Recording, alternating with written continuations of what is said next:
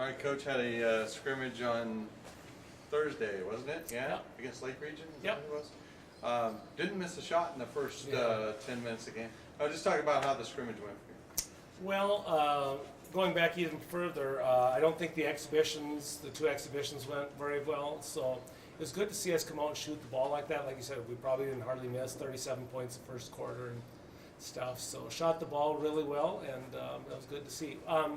We had to make some adjustments. One of our centers or one of our posts went down with an injury, and it looks like a season ending. So, just the biggest fear, which I talked about early on, was staying away from injuries, and sure enough, that happened. So with that comes a new offense, and we'll just try to fine-tune that before our first game. But I thought it went pretty well last Thursday.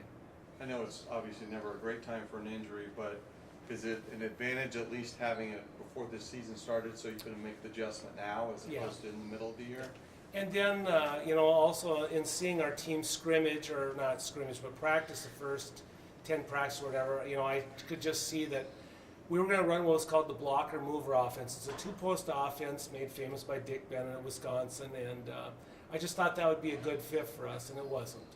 So thank goodness it was early enough where we made the change now. We're going with more of a single-post offense, and we'll go from there. Where's the aggressiveness that you talked about in the past showing up both in the scrimmage and hopefully coming up with Rocky Mountain here? It showed up when we played Dickinson because it was a foul fest, and I guess we've been letting them go in practice to try to get that aggressiveness, but at the same time, now we're trying to preach to them, be aggressive but don't fall, because against Dickinson, I can't remember how many free throws were shot, but it was a lot, and a lot of falls. So, now we're just trying to still put ball pressure on, things like that, but let's not foul, because we want to make them shoot over our hand. You must make the opponent shoot over our hand, contest a shot. And with a free throw, they don't have to. So again, we don't want to send them into the double bonus early in the quarter.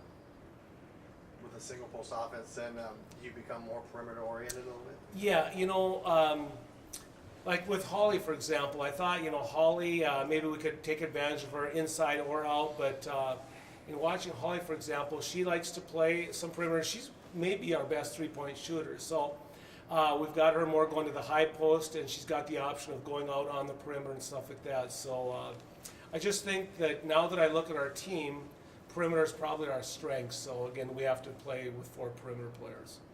Do you have a rotation set for Friday? No. First game? No, I think just today they asked me who'd start, and I had to kind of figure out. And again, we've had a different starting lineup in all 3 deals, trying to emphasize it doesn't matter. You'd rather be at the end of the game than the beginning. So again, I wish we wouldn't have starting lineups. Just let's play, because it's just meaningless whoever starts. Go ahead. No. It's Sure, a floor. non-conference season. I know you've said at least 7 times already that you're playing for January and you're playing for February. Is the non-conference season essentially to figure out what you have with the players that you have? I think now I have a good idea.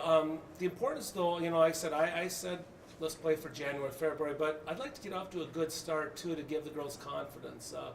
I saw something that maybe reminded me of last year, and that they got a little down, and I think that happened last year too, that things weren't going our way. Instead of fighting through it, we all hung our heads, we quit huddling, and we had to show that to them on film, that we said we're not going back to last year where maybe we're hanging our heads or not fighting to the final buzzer. And because I know they were in games last year, they were competitive, and so that's why I want to get off to a good start in this pre-conference, these 4 games before the conference season starts, just to give us some confidence. What do you expect from Rocky Mountain at all? Rocky, for those people that are not familiar with the Frontier Conference, for instance, Carroll College out of Helena, they're in the Frontier. Their women just beat Boise State yesterday. The Frontier is a very powerful. The national champion in NAIA Division I is from the Frontier, Lewis and Clark out of Idaho. And in my opinion, Lewis and Clark, I know this might be a little tape, and I shouldn't say this, but I'm gonna, because I don't care, that I think Lewis and Clark could beat any team in the Northern Sun, period. I think they're better, even though they're NAIA. NAIA Division I has 11 scholarships possible. NCAA Division II only has 10. They have more scholarships than we do, so very good conference. That's a Division II conference. And like I said, Carroll just beat Boise. So, Rocky's really good. We play them at Dickinson twice or even 3 times a year, so I'm very familiar, and I know how good they are. They're real good. That whole conference is really good. Maddie Wallace played really, in the 2 games that I've seen, she's been very consistent. And looks like she's playing well. How would you characterize what she's done so far? Maddie put the most time probably of anybody in the off season. Maddie was in here every single day, and her shirt was covered in sweat.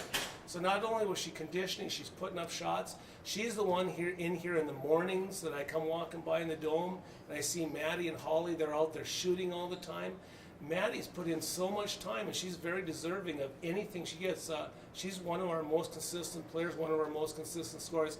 And I tell you what, I couldn't be more than happy with Maddie.